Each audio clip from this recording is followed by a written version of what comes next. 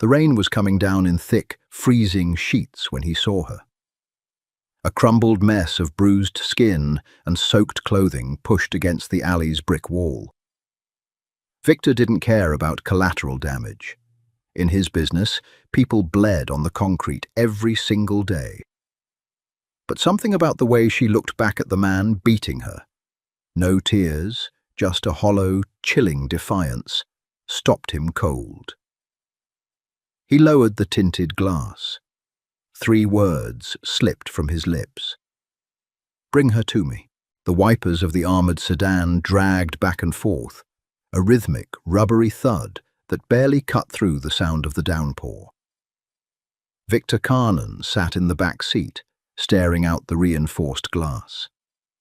The neon sign of the underground casino bled red into the puddles of the Chicago alleyway. He was tired, not the kind of tired that sleep fixes. It was a bone-deep exhaustion born from a decade of managing the violent, greedy impulses of desperate men. In the front seat, Gideon shifted. The leather creaked. Gideon was a man of immense size and 0 unnecessary words. He kept the car idling, waiting for Victor's final nod to leave the premises. They had just finished auditing a bookmaker who had grown too comfortable with Victor's money. The books were balanced now. The bookmaker had 2 broken fingers to ensure they stayed that way. "Go," Victor said. Gideon put the car in gear. The heavy vehicle rolled forward, tires hissing against the wet asphalt. They didn't make it to the end of the alley. A sudden movement near the dumpsters caught Victor's eye. 2 figures, one standing, one on the ground. "Hold it," Victor murmured. Gideon stopped the car instantly. Victor watched the scene unfold under the flickering amber light of a busted street lamp. The man was kicking the figure on the ground, hard, measured kicks to the ribs. The man's face turned into the light, and Victor recognized the sharp, weasel-like profile. Tommy, a mid-level runner who owed Victor's organization $80,000. A man whose debts were piling up faster than his excuses. Tommy reached down and hauled the figure up by the collar of a cheap, soaked trench coat. It was a woman. Victor didn't intervene. This wasn't his business. Domestic disputes, street muggings, the general decay of the city. It was all white noise to a man who controlled the Port Authority and half the judges in the county. He watched with clinical detachment. Tommy yelled something, his face inches from hers. Spit flew from his mouth. He drew his hand back and struck her across the face with a closed fist. The sound was a sickening, wet crack that somehow pierced the noise of the idling engine and the rain. The woman's head snapped to the side. Her knees buckled, but she didn't fall. She caught herself against the brick wall. Victor waited for the screaming. He waited for the begging. It was the natural order of things. Weakness inevitably folded under violence, but she didn't beg. Slowly, the woman turned her face back to Tommy. The street lamp caught her features. Dark hair plastered to a pale face, a split lip leaking dark blood down her chin. Her left eye was already swelling shut, but her right eye, it was locked on Tommy. There was no terror in it, no pleading, just a cold, dead stare.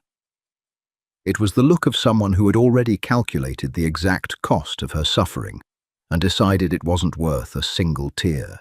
She spat a mouthful of blood right onto Tommy's leather shoes. Victor felt a strange, sudden stillness in his chest. In a world full of men who cried over a fractured wrist, this bruised, broken woman was standing in the freezing rain, offering absolutely nothing to her executioner. Tommy roared, raising his fist again to finish it. Victor tapped the glass, dividing the front and back seats. It lowered with a mechanical whir.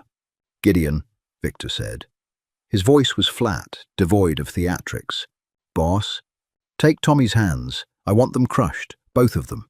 And the girl?" Victor looked back out the window. She was sliding down the wall now, the adrenaline finally failing her shattered ribs. "Bring her to me." Gideon didn't ask questions.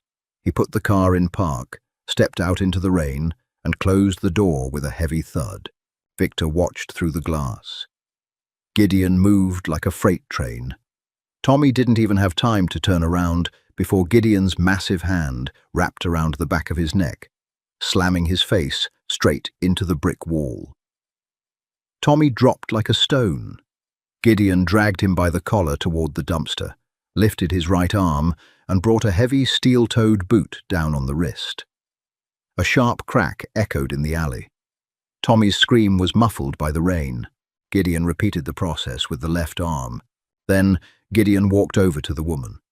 She was barely conscious, slumped against the masonry. He didn't drag her. He leaned down, scooped her up effortlessly, and walked back to the car. The rear passenger door opened.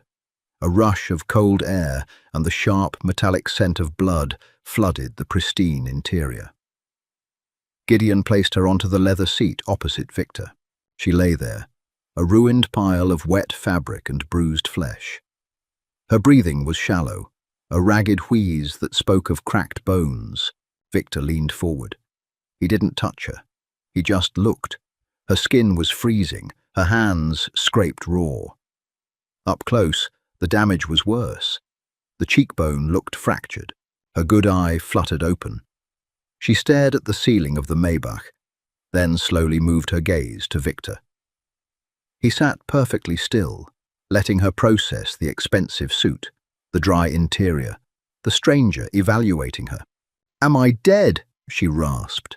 Her voice sounded like it was dragged over gravel. "No," Victor said. She blinked slowly. Pity. Her eyes rolled back, and she went limp against the armrest. Victor stared at her unconscious form for a long moment.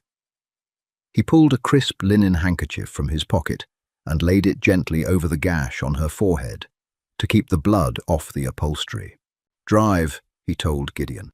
"Pain is a language. Over time, you learn its different dialects." Hastings knew the sharp, electric shock of a split lip.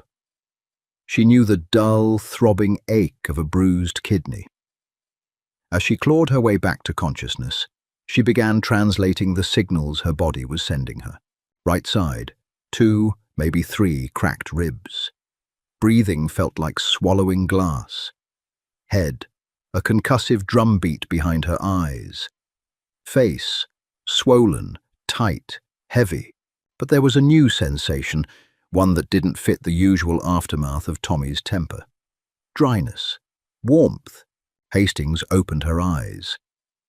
The light was dim, heavily filtered through thick velvet curtains. She wasn't on the floor of their roach-infested apartment. She was lying on a mattress so thick she felt like she was sinking into it. The sheets against her skin were heavy, smooth cotton. She tried to sit up and immediately choked on a gasp as fire ripped through her chest. "I wouldn't do that." The voice came from the corner of the room. Hastings froze, her eyes darting through the gloom. A man was sitting in a high-backed leather chair near the window. It was the man from the car. He wasn't wearing the suit jacket anymore, just a crisp white shirt with the sleeves rolled up to the elbows, revealing forearms corded with muscle and faint, faded scars. He was holding a glass of amber liquid, watching her with the same detached intensity she remembered from the alley. Hastings forced herself to push up onto her elbows, ignoring the screaming in her ribs. She pulled the thick duvet up to her chin, her mind racing. "Where am I?" she asked. Her voice was weak, scratchy. "Safe," the man said. He didn't move.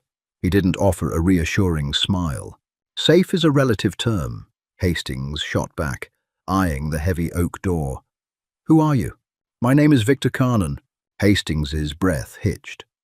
She wasn't involved in the life, but you couldn't live in this city and not know that name. Carnon, the syndicate, the shadow economy. Tommy used to drop the name when he was high, bragging about how he was moving up the ladder. He was a bottom feeder dreaming of swimming with the sharks.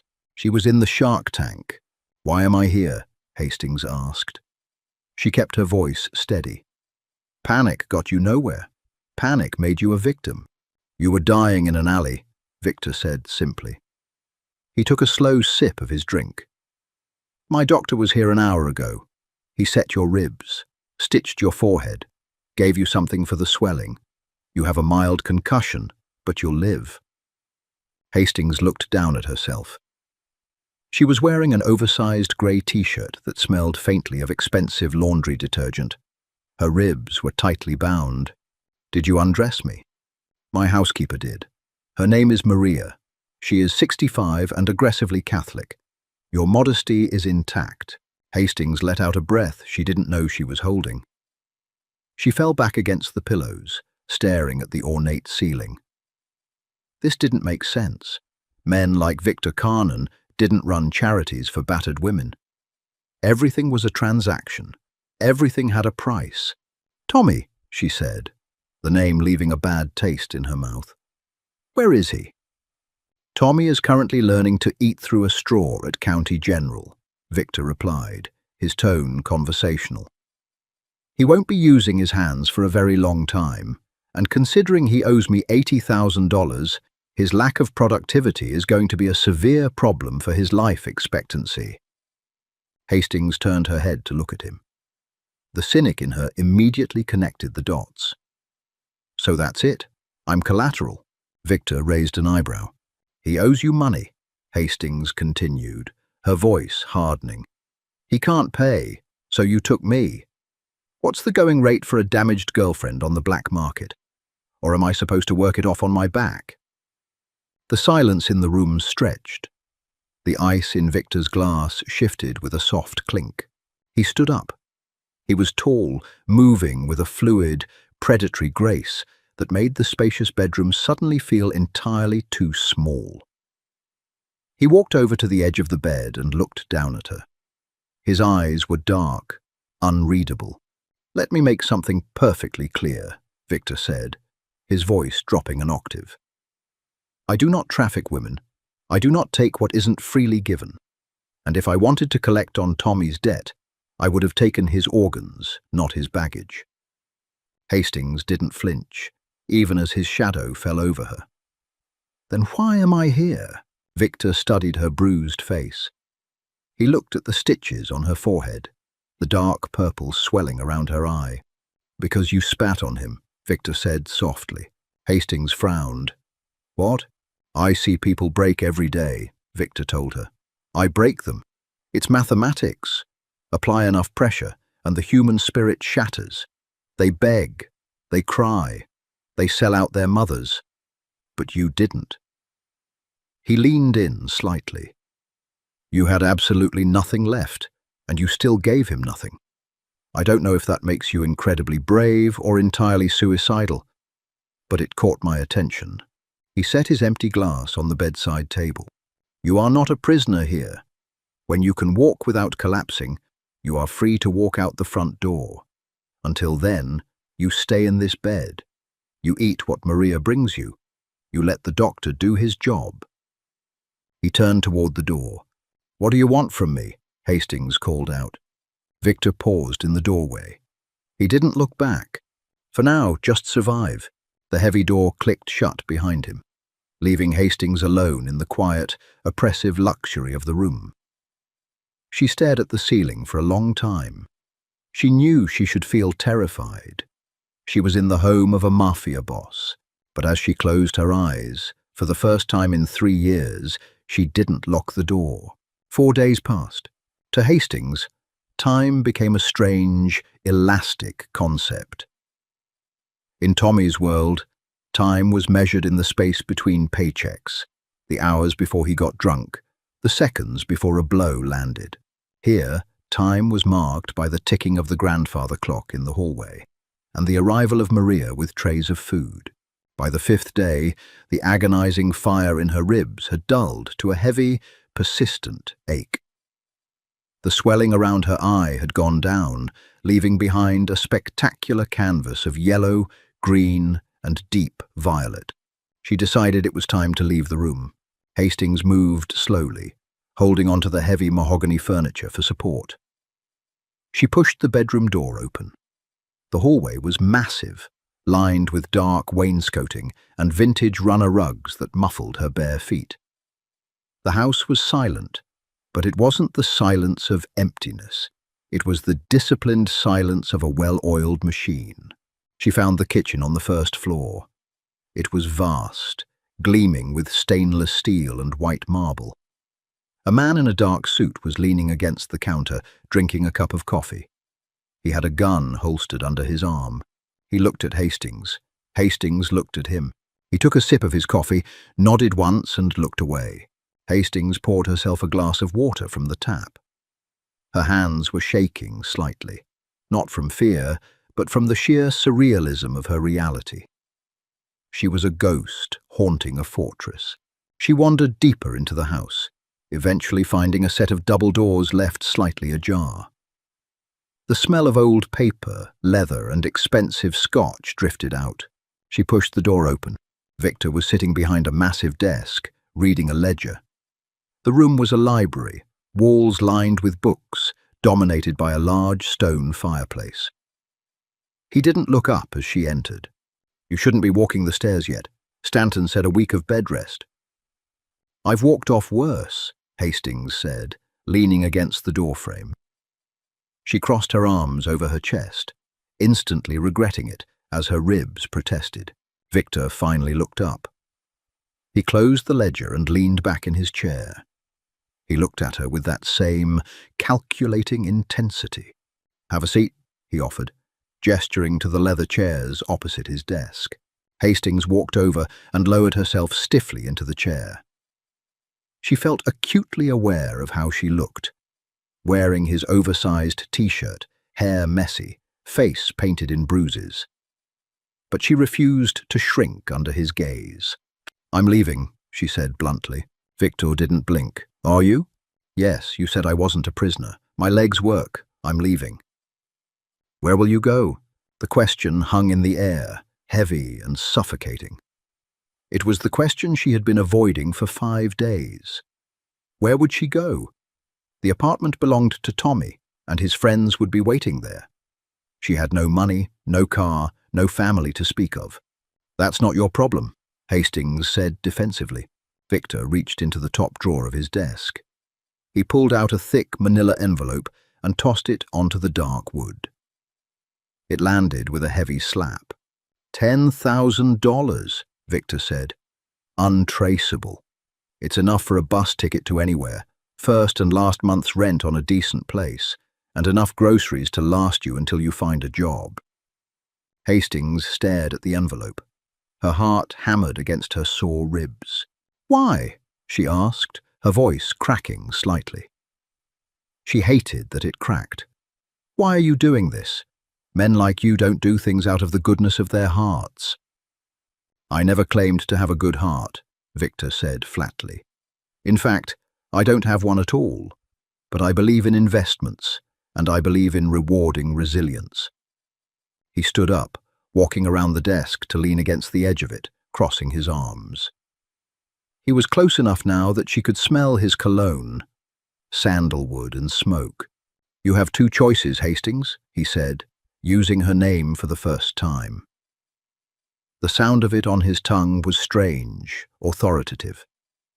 "Choice 1, you take the envelope. You walk out the front door. Gideon will drive you to the station. You disappear, and we never see each other again."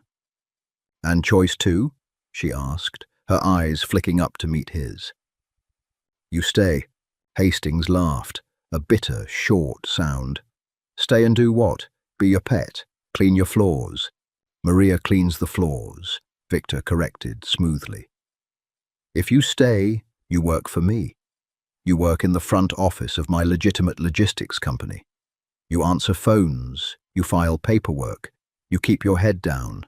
You get a salary, a room in this house, and protection." "Protection?" Hastings tasted the word. "From Tommy?" "Tommy is irrelevant. Protection from the city, from the world that thinks it can beat you into the pavement and get away with it." Victor's eyes darkened, a flash of genuine violence breaking through his calm facade. "No one touches what is mine." The possessiveness in his tone, sent a complicated shiver down Hastings's spine. It was dangerous. He was dangerous. Trading Tommy for Victor Carnan was like trading a matchbook for a flamethrower. But as she looked at the man in front of her, she saw the reality of her situation. Out there, she was prey. In here, she was standing behind the biggest predator in the jungle. Hastings looked down at the envelope of cash. Freedom. Cold, lonely, terrifying freedom. Then she looked back up at Victor. "What time do I start at the logistics company?" Victor's expression didn't change, but the tension in the room seemed to shift, settling into something new, something permanent. He reached out and pulled the envelope of cash back across the desk, dropping it into the drawer. "Monday at 8, Victor said. "Welcome to the family." The usher, a nervous cousin of Patterson's in a poorly fitted tuxedo, tried to direct them to the bride's side near the back. Damien didn't even look at him. He bypassed the usher entirely, guiding Hastings with a firm hand on the small of her back, straight down the center aisle. They sat in the second row, directly behind Patterson's parents. The seats were ostensibly reserved for extended family, but when Damien leveled a dead-eyed stare at the elderly couple occupying them, they hastily relocated. Hastings sat down. The red silk of her dress a violent slash of color against the sea of pastels and beige. Damien sat beside her, radiating a quiet, oppressive heat. He crossed one long leg over his knee, looking at the floral archway with the detached interest of a man inspecting a property. He was thinking of bulldozing. The string quartet shifted from classical background noise to the bridal march. Everyone stood. Patterson emerged from the side of the country club. He took his place at the altar. He looked exactly as he always did, polished, perfect, and utterly convinced of his own superiority. But as his eyes scanned the crowd, they locked onto the second row. His smile faltered. It wasn't a subtle shift. The entire right side of his face tightened, his jaw locking so hard, a vein jumped in his neck. Hastings watched him. 6 months ago, seeing Patterson look at her with anything less than affection would have broken her. Now, sitting next to a man who commanded the room without uttering a single word, she felt a profound, chilling detachment. She realized she didn't miss Patterson. She resented that he had made her feel small. And right now, Patterson looked microscopic. The bride, Lauren, walked down the aisle. She was undeniably beautiful. Her dress was a cloud of imported lace, her blonde hair swept up in an elegant, complicated twist. When she reached the altar, she smiled at Patterson, radiant and oblivious. Patterson tried to smile back. He failed. His eyes kept darting past Lauren's shoulder, snagging on the dark, imposing figure of Damien Rousseau. The minister began his speech.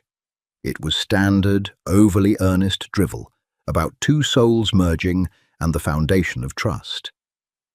Damien let out a soft, dismissive exhale through his nose. "Bored," Hastings whispered, leaning slightly toward him. "I've seen hostage negotiations with more passion," Damien murmured back, his lips barely moving. Patterson stumbled over his vows. It happened when he reached the line about forsaking all others.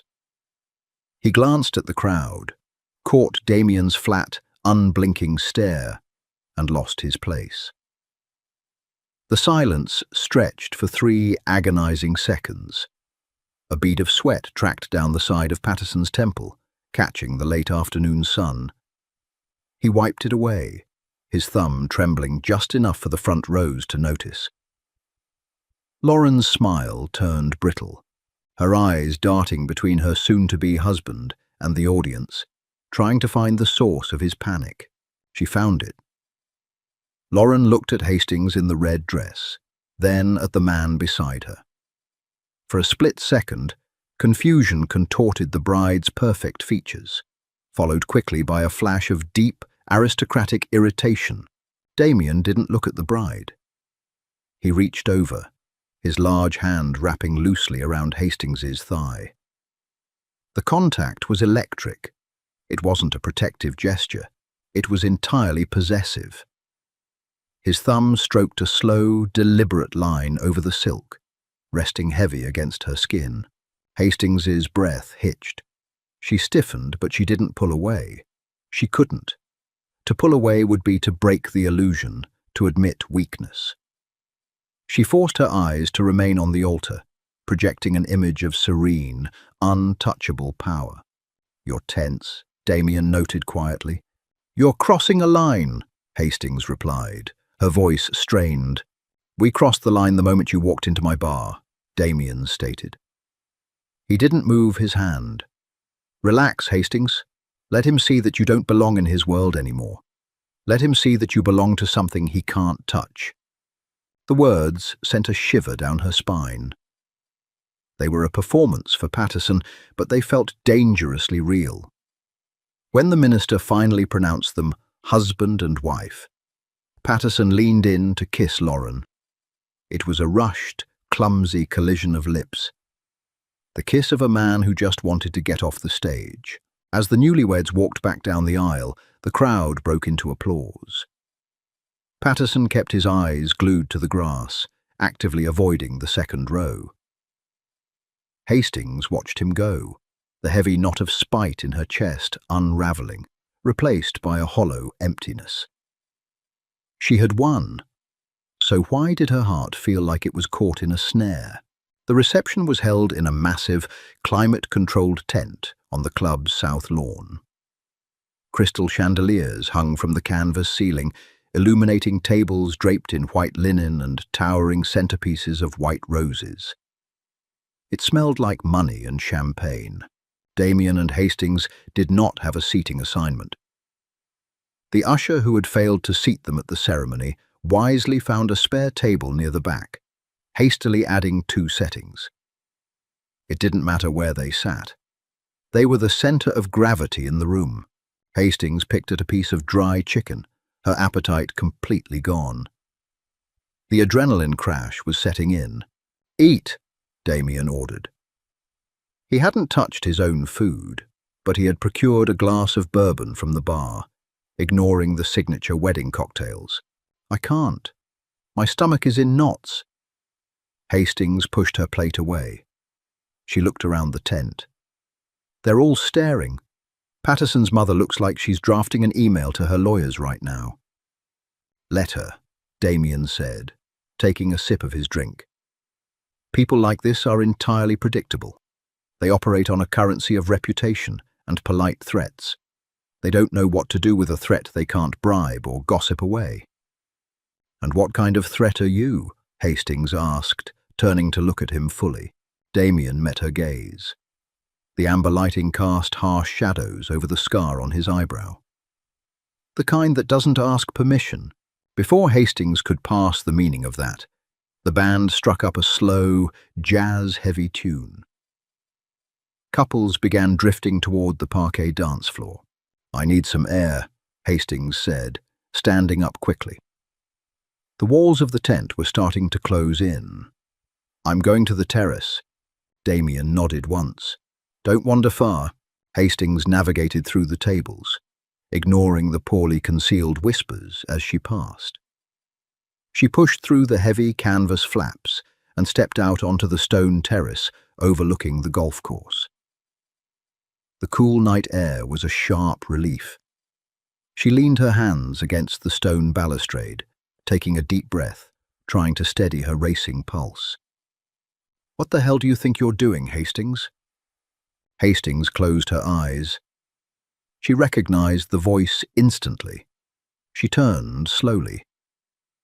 Patterson was standing near the edge of the shadows, a lit cigarette in his hand, a habit he only indulged in when he was severely stressed. "Attending a wedding," Hastings said smoothly. "I was invited, remember?" Patterson took a step closer. The polished veneer he wore during the ceremony was gone, replaced by a tense, ugly anger. "You show up looking like that to my wedding, with a guy who looks like he buries bodies for a living. Are you out of your mind? My dating life isn't your concern anymore, Patterson. You made sure of that. He's not your boyfriend, Patterson scoffed, though his eyes darted nervously toward the tent entrance. I know you, Hastings. You sit at home on Friday nights and watch documentaries.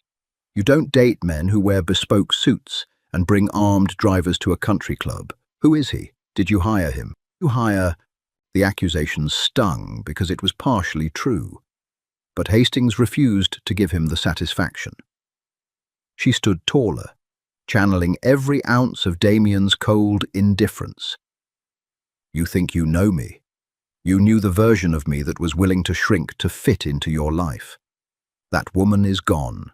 Patterson laughed, a harsh, dismissive sound. He reached out, grabbing her upper arm. His grip was tight, restrictive. Stop playing games. Tell him to leave. You're embarrassing yourself. You're embarrassing me. Let go of me, Hastings demanded, her voice dropping. Just go home, Hastings, Patterson hissed, giving her arm a slight shake. You made your point. Now, remove your hand. The voice didn't come from Hastings. It came from the shadows to their left. It was low, quiet, and carried a weight that made the air in Hastings's lungs freeze. Damien stepped into the dim light of the terrace lanterns. He moved with a terrifying lack of sound. He stopped 3 feet away from Patterson. He didn't yell. He didn't posture. He simply existed in the space. A dark monolith of impending violence. Patterson dropped Hastings's arm as if her skin had caught fire. He took a rapid step back, his eyes wide. There's no problem here, Patterson stammered, raising his hands slightly. We were just talking. Damien looked at where Patterson's hand had bruised Hastings's arm, then slowly shifted his gaze up to Patterson's face. The silence stretched, heavy and suffocating. Damien didn't offer a polite warning. He didn't engage in an argument. If you ever touch her again, Damien said, his voice a gravelly rasp that barely broke a whisper. I won't break your hand. I'll take it, completely. Do you understand me? Patterson swallowed hard. He couldn't speak. He just nodded, a jerky, terrified motion. Go back to your wife, Damien ordered. Patterson turned and practically ran back into the tent. Hastings stood frozen, her heart hammering wildly against her ribs. She rubbed her arm, staring at the spot where Patterson had just been. Damien turned his attention to her. The lethal edge in his posture softened a fraction, but the intensity in his eyes remained. Did he hurt you? Damien asked. No, Hastings breathed. You didn't have to do that. I was handling it. You were surviving it, Damien corrected, stepping closer. There is a difference. He reached out. This time, there was no audience, no ex-fiancé to perform for. Damien's hand slid around her waist, pulling her flush against his chest. The jazz music from inside the tent bled through the canvas, a slow, rhythmic bass line. Dance with me, he commanded softly. Hastings didn't resist. She rested her hands on his shoulders, feeling the hard, unyielding muscle beneath the expensive wool of his suit.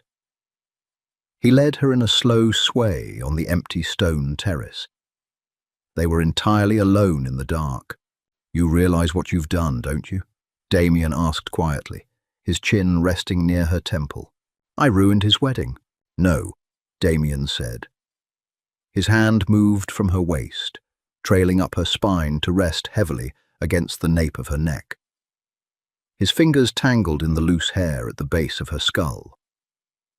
You showed him that you are protected. You showed this entire room of weak, privileged men that you are guarded by something they cannot fight. Hastings looked up at him. The contract was just for tonight, Damien. Damien looked down at her. His thumb brushed over her jawline. The calculating look in his eyes was gone, replaced by a dark, absolute certainty. The contract ended when he touched you, Damien said. This isn't a job anymore, Hastings. The drive back to the city was steeped in a heavy, suffocating silence.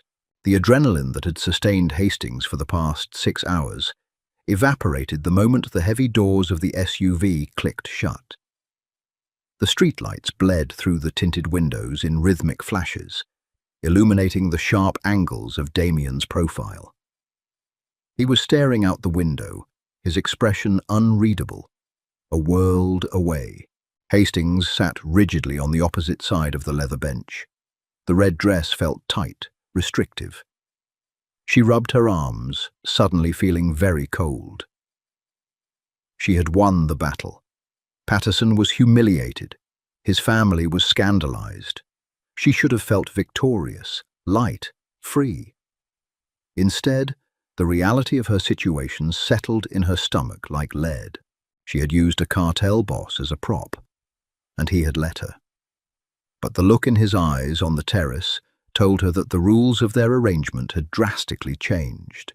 The S-Class glided to a halt in front of her apartment building. It was a modest, older brick building in a quiet neighborhood. It looked drastically out of place next to the armored vehicle idling at the curb. The driver didn't immediately get out to open the door. He sat perfectly still, waiting for an order. Hastings reached for her small clutch. "Thank you," she said, her voice sounding thin and brittle in the quiet of the car. "For doing this. I know it was beneath you. I can wire you the money for the dress and the time. Just have your driver text me an account number." Damien turned his head slowly. The ambient light from the street lamp caught the scar above his eye, making him look harder, more dangerous than he had all night. "You don't pay me, Hastings." "I don't like owing debts," she replied, keeping her voice as steady as she could. "Especially not to someone like you." "Someone like me," Damien repeated. A dark, humorless smirk touched the corner of his mouth. "You knew exactly what I was when you walked up to my table. You didn't ask a banker. You didn't ask a lawyer. You asked a monster to walk into your ex's life and tear his ego apart. You wanted the violence. You wanted the threat." Hastings swallowed hard. "I wanted a date." "You wanted a weapon," Damien corrected softly. He shifted his weight, sliding across the leather seat until he was invading her space. The scent of cedarwood and gun oil surrounded her, trapping her. And a weapon doesn't just go back in the drawer when you're done playing with it. Hastings's breath hitched. She pressed her back against the door, but there was nowhere to go. Damien leaned in, boxing her in with one arm, resting on the doorframe above her head. "The arrangement is over, Damien," she whispered. "The arrangement you proposed in the bar is over," Damien agreed. His voice was a low rumble that vibrated through the air between them. "But you seem to misunderstand how my world works. When I put my hands on something, I don't give it back. When I claim a space, it remains mine. I am not a space. I am not a territory." Hastings's chin came up. The fear was there, yes, but beneath it, the same spark of reckless defiance that had driven her to him in the first place flared back to life. "I am a person. You don't own me." Damien stared down at her. He studied the defiance in her eyes, the set of her jaw. He didn't look angry. If anything, he looked deeply, profoundly captivated. "Patterson looked at you like a possession he had discarded," Damien said, his voice dropping to a near whisper. He reached out, the back of his knuckles trailing down her cheek. The touch was agonizingly gentle, entirely at odds with the threat of his words. "He thought you were weak because you let him dictate your life. I look at you, Hastings, and I see a woman who walked into a room full of killers and demanded exactly what she wanted. You belong in my world, not his. I don't want your world. You already invited it in." Damien pulled his hand back. He tapped twice on the glass dividing the front and back seats. The driver instantly opened his door, stepping around to open Hastings's side. The cool night air rushed into the car, breaking the suffocating tension. Hastings scrambled out, nearly tripping over the hem of the red silk dress. She stood on the pavement, clutching her bag, trying to catch her breath. Damien didn't get out. He sat in the darkness of the back seat, watching her. "Go inside, Hastings. Lock your doors." "Are you going to leave me alone?" she demanded, turning back to face the open door. Damien held her gaze for a long, heavy moment. The street lamp flickered above them. "No." The driver shut the heavy door with a solid, metallic thud. Hastings stood frozen on the sidewalk as the black SUV pulled away, its taillights disappearing around the corner. The street was quiet again. Normal. But as Hastings turned and walked into her building, her hands shaking as she keyed in her passcode, she knew nothing would ever be normal again. She had brought the wolf to the wedding to scare away the sheep. She just hadn't realized that the wolf was hungry, and he had decided she was exactly what he wanted. Monday morning felt like a hallucination. Hastings sat at her desk in the open-plan office of the boutique graphic design agency where she worked, staring at a half-finished logo on her monitor. The screen was a harsh, glaring white. Her coffee had gone cold an hour ago. She tried to ground herself in the mundane. The hum of the air conditioner, the rhythmic clicking of her co-worker's mechanical keyboard, the smell of printer toner. This was her life. It was quiet, predictable, and safe. But every time she closed her eyes, she didn't see typography or color palettes. She saw the dark, heavy wool of a bespoke suit. She smelled cedarwood. She felt the phantom weight of a large, calloused hand resting on the nape of her neck. Hastings checked her phone. Nothing. No messages from an unknown number. No cryptic threats. No demands. Damien had said he wouldn't leave her alone, but for 48 hours there had been absolute silence. She told herself it was a bluff, an intimidation tactic from a man who was used to people cowering. He had played his part, exerted his dominance over Patterson, and moved on to his actual, dangerous life. She clocked out at 5. She gathered her tote bag, threw on her beige trench coat, and walked out into the crisp autumn evening. The streets were crowded with commuters rushing toward the subway stations, a sea of grey and black coats leaning against the wind.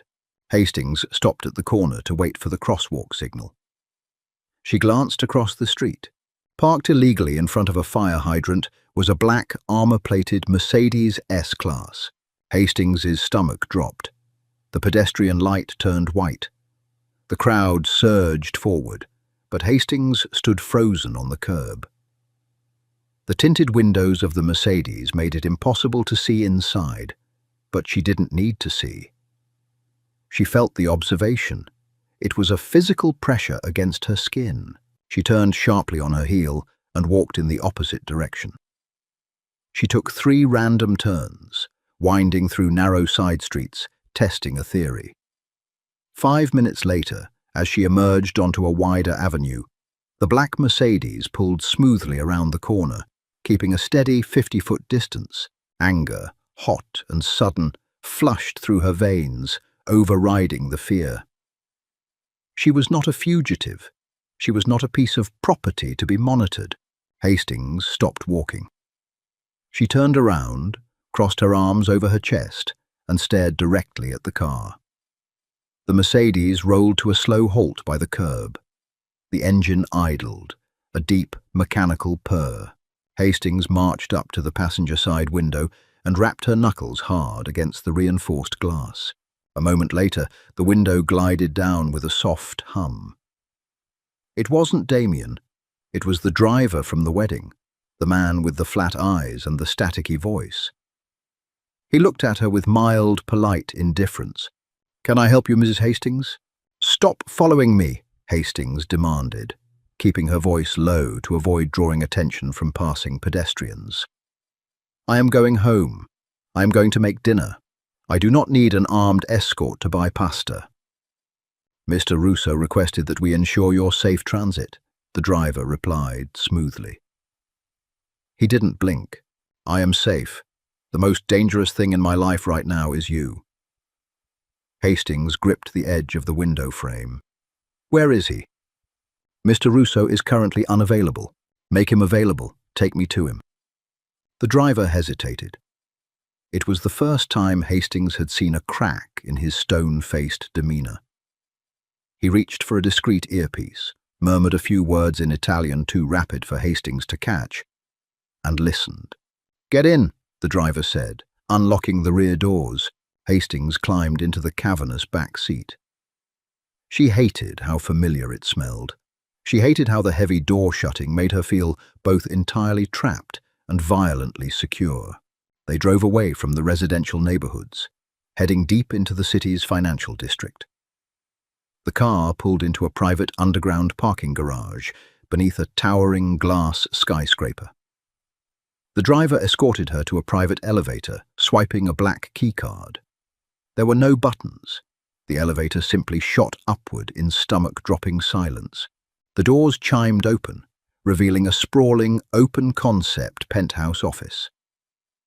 Floor-to-ceiling windows offered a dizzying view of the city skyline, the lights beginning to flicker on as dusk settled. The room was sparsely furnished. Dark leather, mahogany, brushed steel. Damien was standing by the glass, his back to her.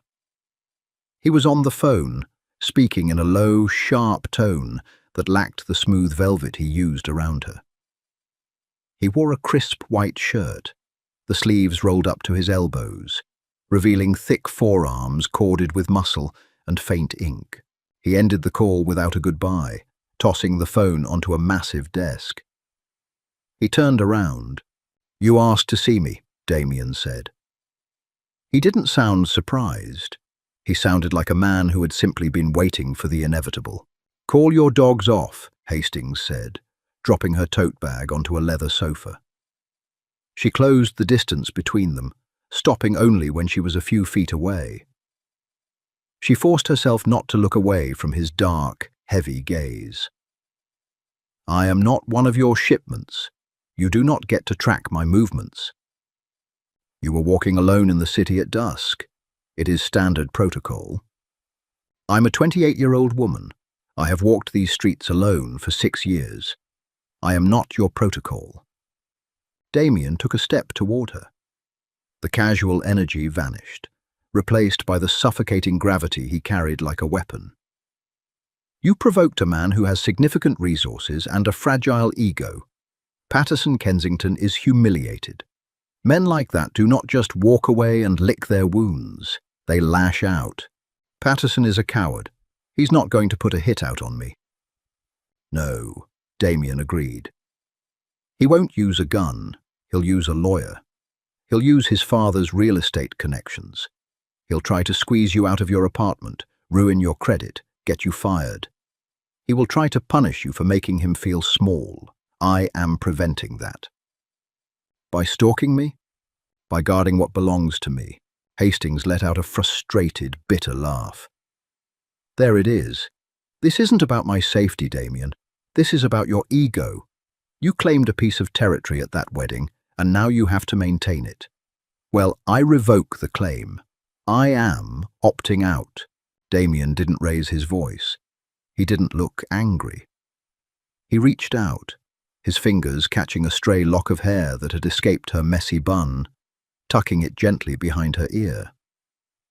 His knuckles grazed her jaw, sending a treasonous shiver down her spine. "You can't opt out of gravity, Hastings," he murmured. "You asked me to step into your life. You opened the door. You let me see the fire in you, the spite, the intelligence. You are entirely too vibrant for the grey, boring life you are trying so desperately to cling to. You don't know anything about my life. I know you hate your job," Damien said smoothly, his thumb tracing the line of her cheekbone. "I know your boss underpays you by 30% of the market rate. I know you order takeout from the Thai place on 4th Street when you're stressed. I know you sleep on the left side of the bed, even though it's empty." Hastings froze. Her breath caught in her throat. "How do you know that?"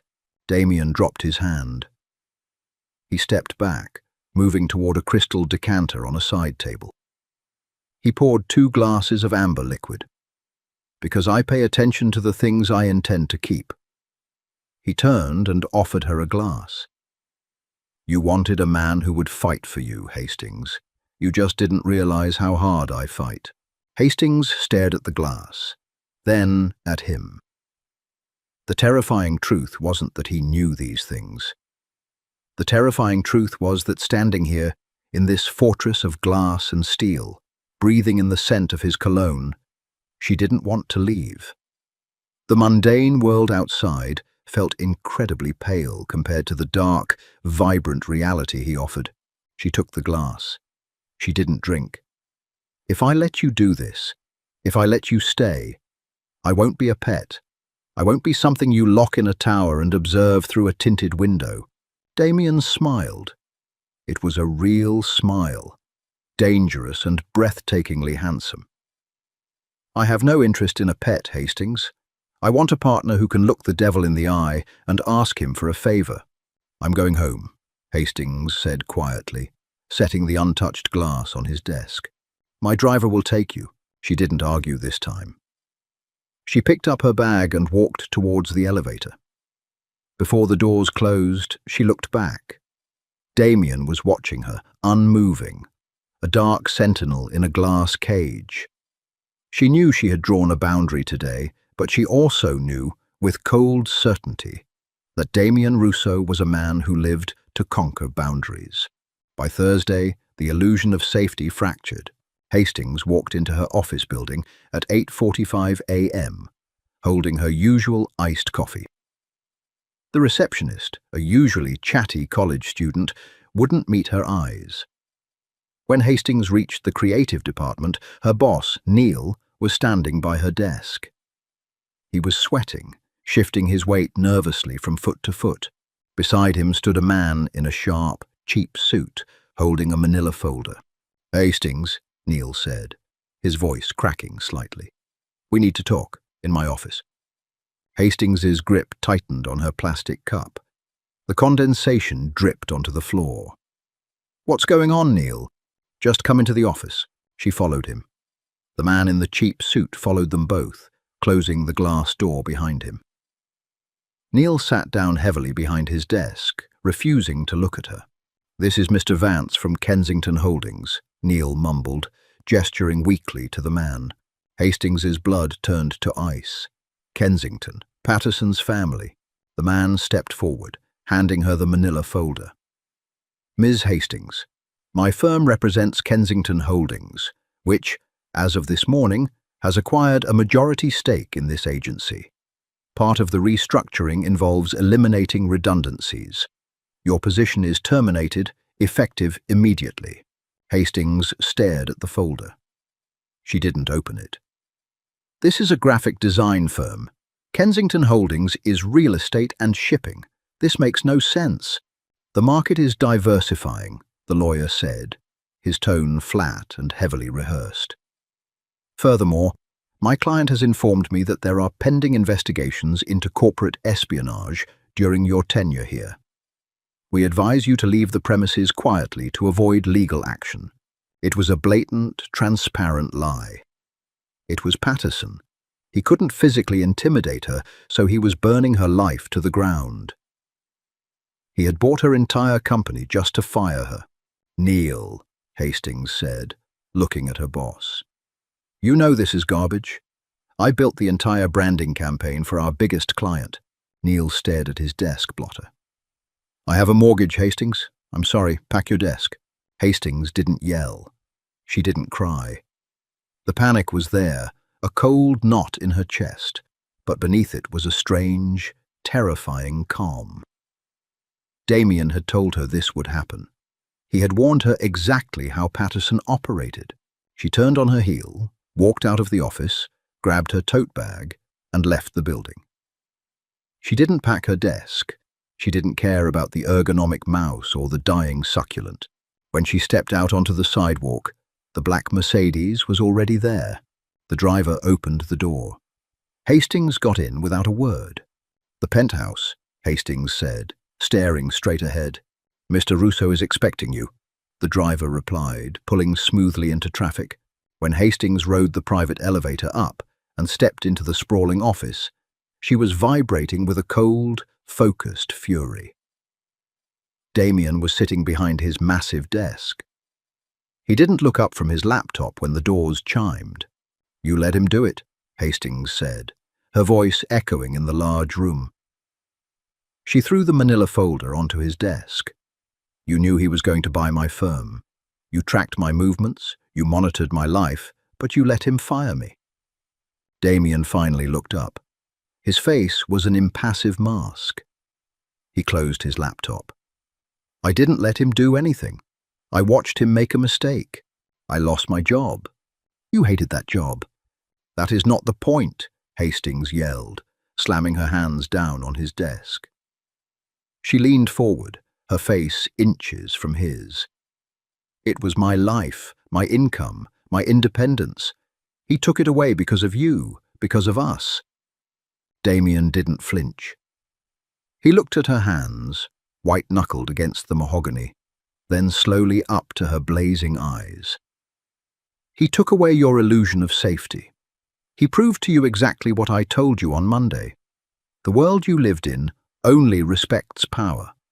Patterson used his money to hurt you because he thinks you are unprotected." "So what now?"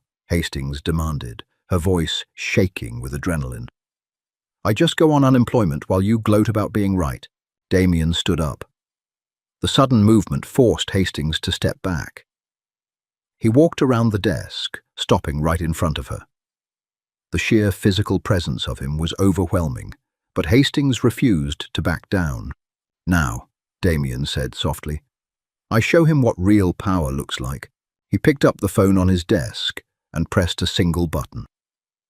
The call connected instantly. "Execute it," Damien said. He hung up. Hastings frowned. "Execute what?" "Patterson's father, Charles Kensington, relies on 3 major shipping ports on the East Coast to import the raw materials for his luxury developments," Damien explained casually, leaning his hip against the edge of the desk. "Without those materials, his construction timelines fail. His investors pull out. The company bleeds millions a week." Hastings stared at him. "You control the ports. I control the unions that work the ports. As of 3 seconds ago, 90% of the longshoremen handling Kensington cargo have gone on an indefinite strike, citing unsafe working conditions." Hastings's jaw parted. "You're shutting down his entire supply chain."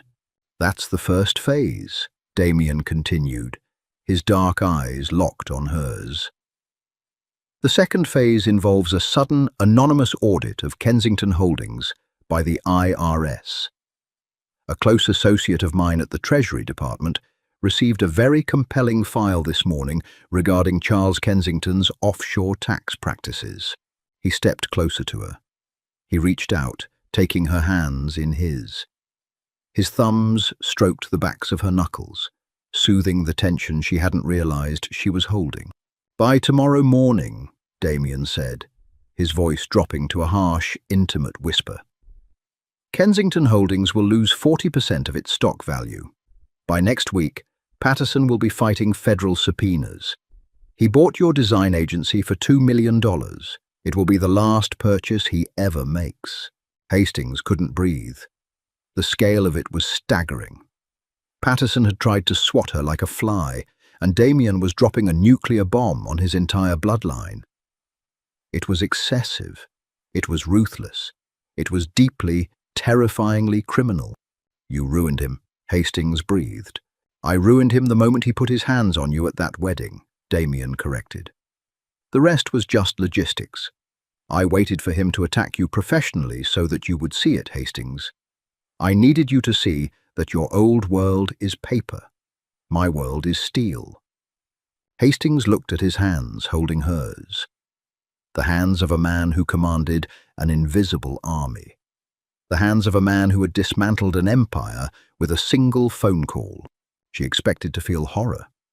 She expected to feel guilt for the collateral damage. But as she looked up into Damien's dark, possessive eyes, the only thing she felt was a profound, intoxicating sense of safety. She wasn't a victim anymore. She was the queen on a very dark chessboard, guarded by the most dangerous piece on the board. "What happens now?" Hastings asked, her voice steady, the anger completely gone. Damien's gaze dropped to her lips. The air in the room thickened, heavy with a tension that had been building since a crowded hotel bar. "Now," Damien said, "you stop running." The rain started at midnight, lashing against the floor-to-ceiling windows of Damien's penthouse. The city below was a blur of smeared neon and headlights, but inside, the world was quiet. Hastings sat on the edge of a sprawling, dark leather sofa, a glass of expensive red wine in her hand. The files and laptops had been cleared away. The ruthless syndicate boss who had orchestrated the financial ruin of a dynasty was gone. In his place was just a man. Damien stood by a heavy wooden bar cart across the room, pouring himself a bourbon. He had discarded his suit jacket and tie hours ago.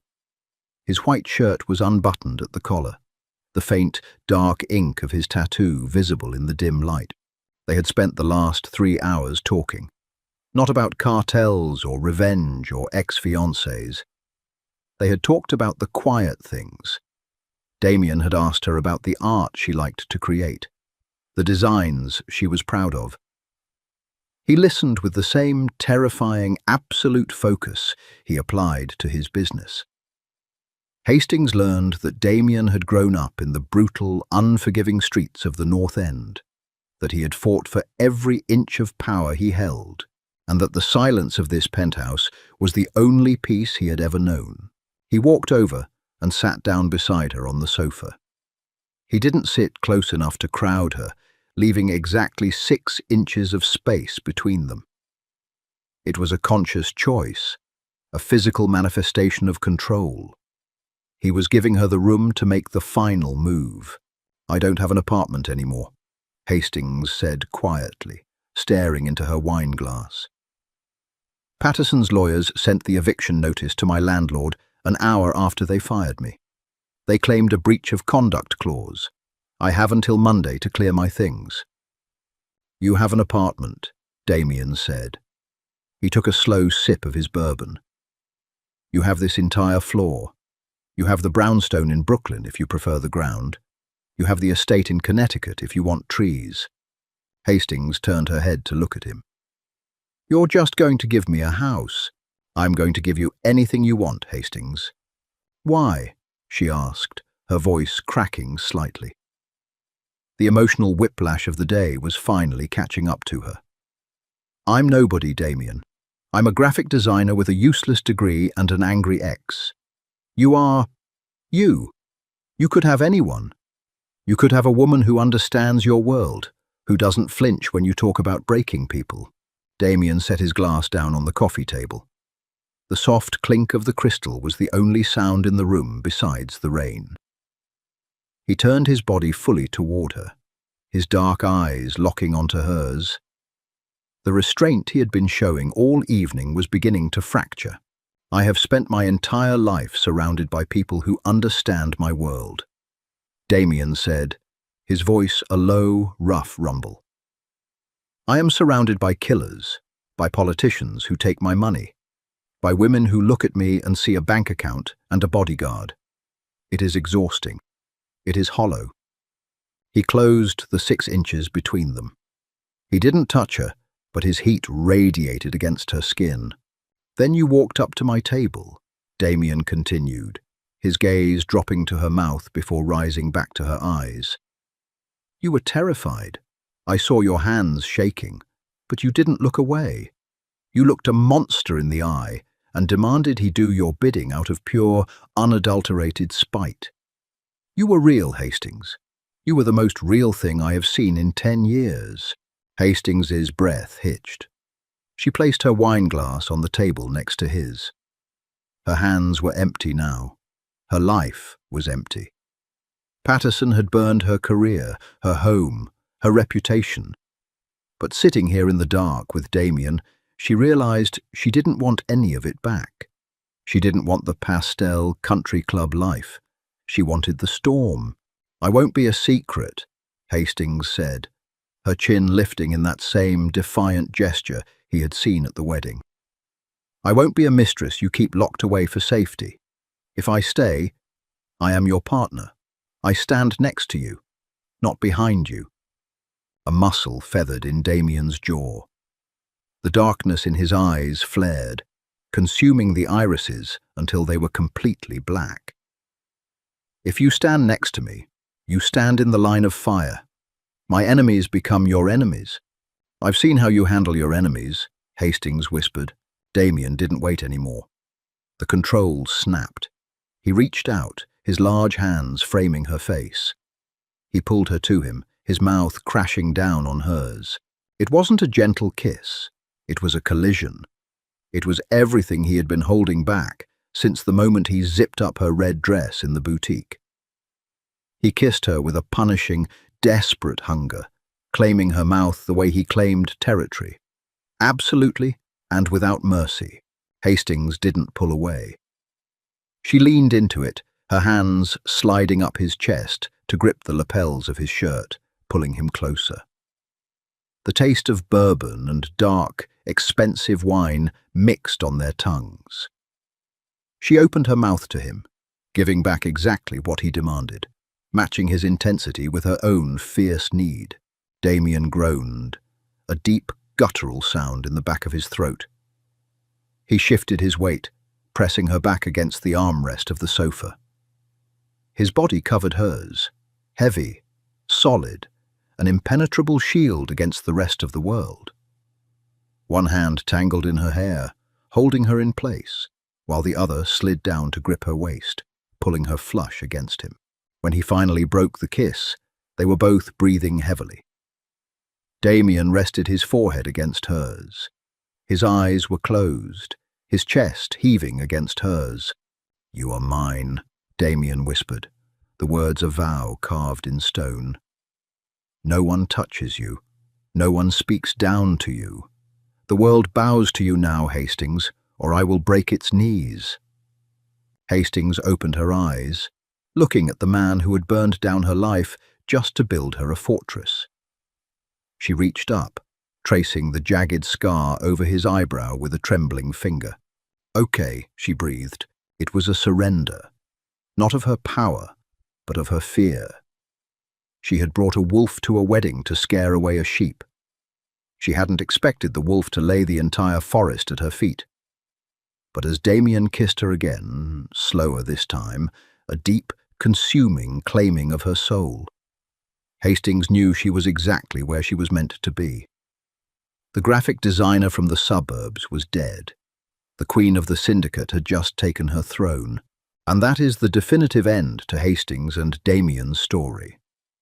What started as a petty revenge plot turned into an absolute takeover. She wanted a fake date, but she got a kingpin who burned her old life to the ground just to give her the world. If you loved this dark, intense journey of power and claiming, do me a massive favor. Smash that like button, share this video with someone who loves a mafia romance, and subscribe to the channel right now. We have more gritty, grounded stories coming your way every single week. Let me know in the comments, would you have walked away from Damien or taken the crown? See you in the next one. This guy. This was painted in gouache. I love it. So it's like a more opaque watercolor, essentially. It's more buildable, I think, less translucent. This is also gouache. And this is also gouache. Your print surely did get signed. Yes, and I sent it out yesterday. It's on its way, sis. Oh, yay. Thank you, Heinz. And then more recently, I've been working with, whoa. They mostly come out at night. Mostly. Oh. These acrylic markers, I'm very new to them, but having a good time.